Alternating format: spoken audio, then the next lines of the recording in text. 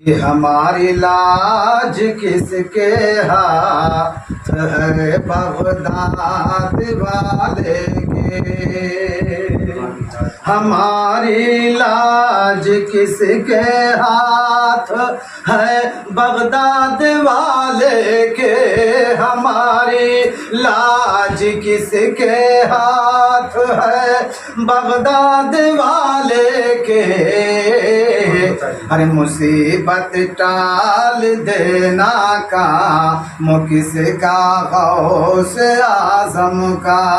مصیبت ٹال دینا کام کس کا غوث اعظم کا،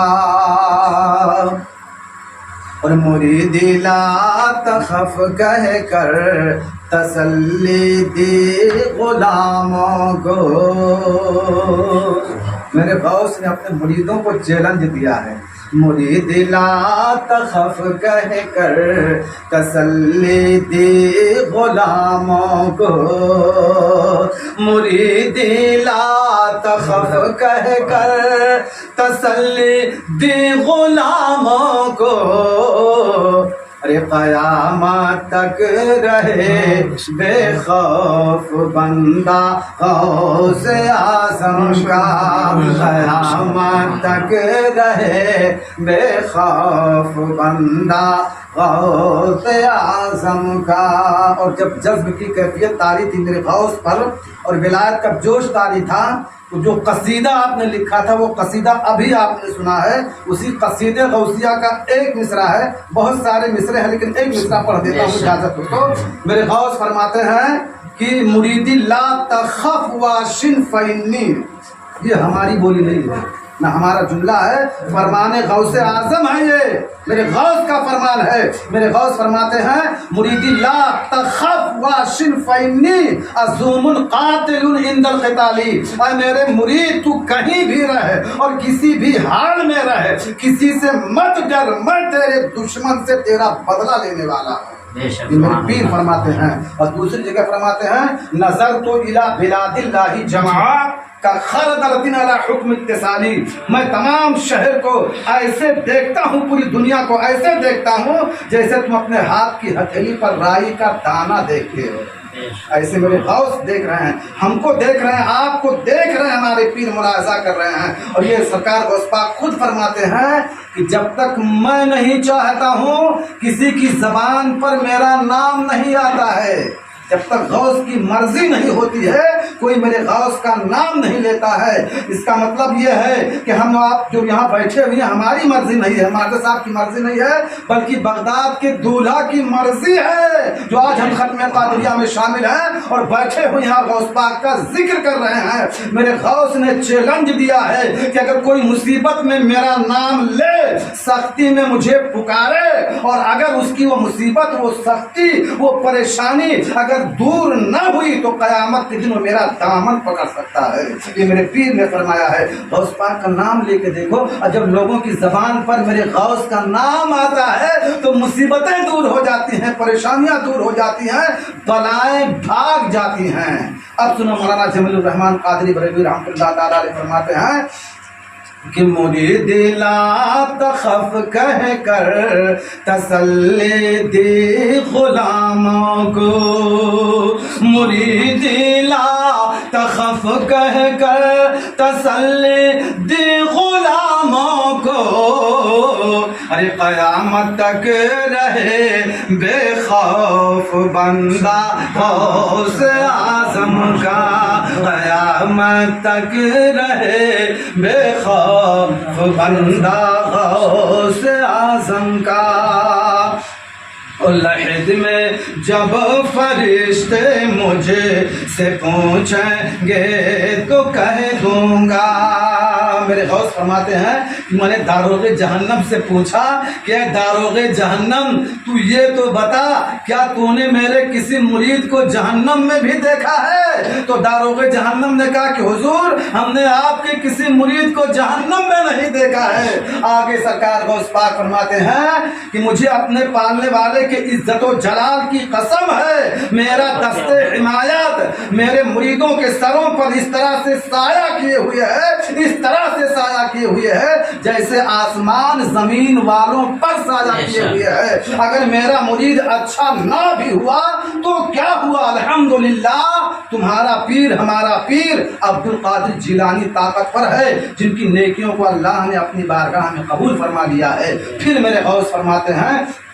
کہ اللہ عز و جل نے مجھ سے 1-2 مرتبہ نہیں بلکہ 70 مرتبہ اللہ نے مجھ سے وعدہ فرمایا ہے کہ عبد القادر تیرے کسی مرید کو میں جہنم میں داخل نہیں کروں گا۔ اور غوث پاک فرماتے ہیں کہ مجھے اپنے پالنے والے کی عزت و جلال کی قسم ہے، میں اپنے رب کی بارگاہ سے اس وقت تک نہیں ہٹوں گا جب تک کہ اپنے ایک ایک مرید کو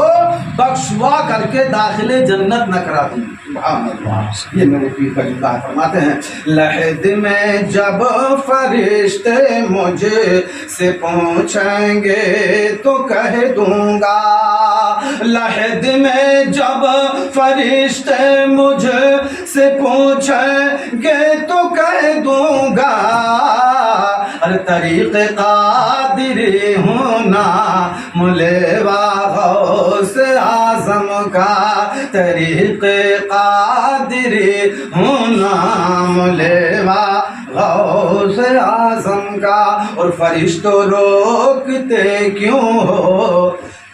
مجھے جنت میں جانے سے، فرشتوں روکتے کیوں ہو مجھے جنت میں جانے سے، یہ دیکھو ہاتھ میں دامن ہے کس کا، غوث اعظم کا۔ اور ایک بند اور سن لے، ندا دے گا منادی حشر میں ہم قادریوں کو، محبت سے بہت سبحان اللہ، ندا دے گا منادی حشر میں ہم قادریوں کو، ندا دے گا منادی حشر میں ہم قادریوں کو، اور کدھر ہیں قادری کر لے نظارہ غوث اعظم کا، کدھر ہیں قادری کر لے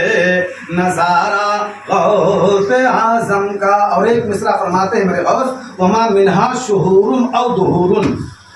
میں بہت چھوٹا ہوں، جان لیجیے کہ میں طالب علم ہوں لیکن قصیدہ غوثیہ پڑھ رہا ہوں۔ میرے غوث فرماتے ہیں وما منہا شہور او دہور تمر تنقضی الا اتالی، حضرت شیخ علی بن ہیتی جو سرکار غوث پاک کے مرید بھی ہیں اور آپ کے خلیفہ بھی ہیں،